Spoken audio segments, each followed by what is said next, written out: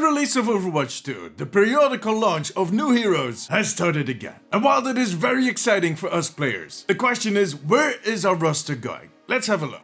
Hey guys, I'm Damesish from the Omnic Post. Lifeweaver is well in his 4th week on the roster, and he has been joining in on competitive games for over a week now. He had the honor of being the 5th new hero for Overwatch 2, and the 37th hero in total. Not only is it shocking to think that we already had 5 heroes released since October, which kind of felt impossible for the last 2 years, but also that our current choice spans 37 heroes. On the other hand, there are games out there with a way bigger roster. Dota has 124 last time I checked, which was like 3 minutes ago, but those numbers might be dated. League of Legends is at 163, which is starting to sound more like an E-League Rave instead of a game. Now it is kinda hard to tell how far Overwatch can go in expanding their roster. Some will say that we're better off having fewer heroes, while others would like to see our roster triple in size, which would take about 20 years at the rate that they're releasing heroes right now. I'm not sure where I fall in this whole discussion, because on one hand I want to see more of these colorful characters being made available for me to suck at, while on the other hand I'm dreading to learn all of them. But I'll come back to all of that in a second. If anything, the fact that we can only expect 3 to 4 heroes every single year, depending on when the seasons fall, should be telling about the capacity of our roster. It takes time to develop these heroes. More than a MOBA hero, for instance, in my opinion. Merely because of the first person standpoint. There is a lot more to take into account.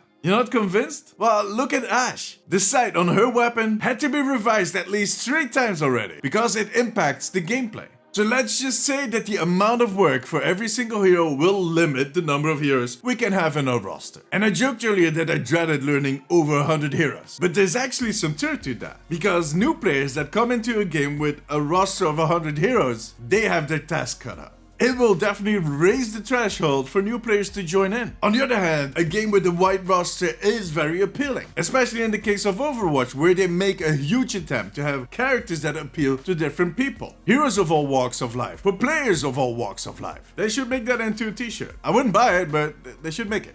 But like I said, I'm not sure where I fall in that discussion. There's one thing though. One thing that would make me advocate for smaller rosters. Every hero release in Overwatch has been rocky.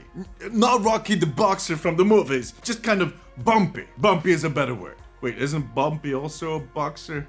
In most cases, they were too strong, except for the last 2 heroes. Those were underwhelming. Ramatra and Lifeweaver. Those 2 were underwhelming at release. Ramatra kinda quickly got fixed. And from what I can tell, he is very present in the Overwatch League rush comps. I mean, that doesn't say a lot about the player base at large, but it shows he has potential. Lifeweaver, on the other hand, wow. Maybe it's a little too soon to already judge about his capacity or where he'll end up. And for now, my fear of him being overbuffed in the latest patch turned out to be wrong. But what I can say is that his release wasn't as much bumpy as it was damn fumbling. His control scheme not matching his kit. That, in my opinion, is very unlike Blizzard. According to Aaron, it ended up being caused by them iterating on the hero, on his kit and his balance, without going back and asking themselves if that control scheme still works for the state that he is in at release. It is a very common mistake. It happens way more than you would think. So I'm willing to call this one a fluke. The thing that still worries me is the complexity of his kit. He still has a lot going on, even if they dropped his passive. Mainly because his utility does require practice and a certain skill set that most players don't have. Ramatra kinda had the same issue, but to a way lesser extent. He just had 2 personalities. He was basically 2 heroes in one. These that still kind of felt linked. Which is more forgiving. I mean, hulking out at the wrong time is not going to get anybody killed. You look silly doing it. It's like you're carrying 2 sheep under your arms, but if you fancy that, go right ahead. And when it comes to that complexity, Blizzard has been going back and forth on the topic. After the Ramatra release, they did an AMA over on Reddit. And Alec Dawson, the lead hero designer for Overwatch that just kinda joined the team at that point, stated that they had revisited their core hero design values, like they used them in Overwatch 1. And that he felt that they veered away from that in favor of complexity, which resulted in Ramatra and him being these 2 heroes clashed in one. And from what he said, you could take away that they wanted to be careful with that and that they wanted to steer back towards those core values for Overwatch 1, which made me happy. And then they released Lifeweaver.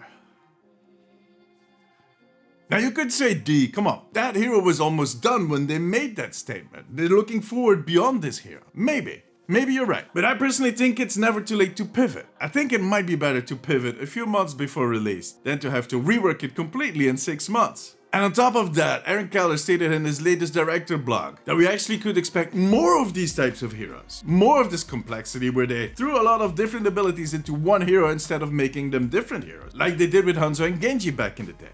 And when I read stuff like that, I get worried. I can understand that some people are in favor of that complexity, but it worries me. For one, because again, it will raise the threshold for new players. And if there's something we need right now in the Overwatch community, it is a bigger influx of new players. That balancing will become even more difficult than it already is. And for the old school players, that the game will lose its predictability. And with the predictability, I don't mean boring. I mean us understanding what our teammates and the enemy team could be doing next, which is an important part of your strategy of playing Overwatch as a team-based game. The game could be losing some of its casual friendliness. I already discussed that duality that is going on, that identity crisis in a previous video. Go check it out, I'll leave a link below. And in the end, the question is, does Overwatch need these complex heroes? Yeah, they do, but a few. I just hope that they're not making these complex heroes because they are afraid to kind of repeat themselves. The best way to explain it is if I take a piece of paper and I draw a circle, and I give you that same piece of paper and I ask you to draw a shape. You'll probably draw a triangle, a square. And as that paper kind of goes from one person to the other, we'll see all those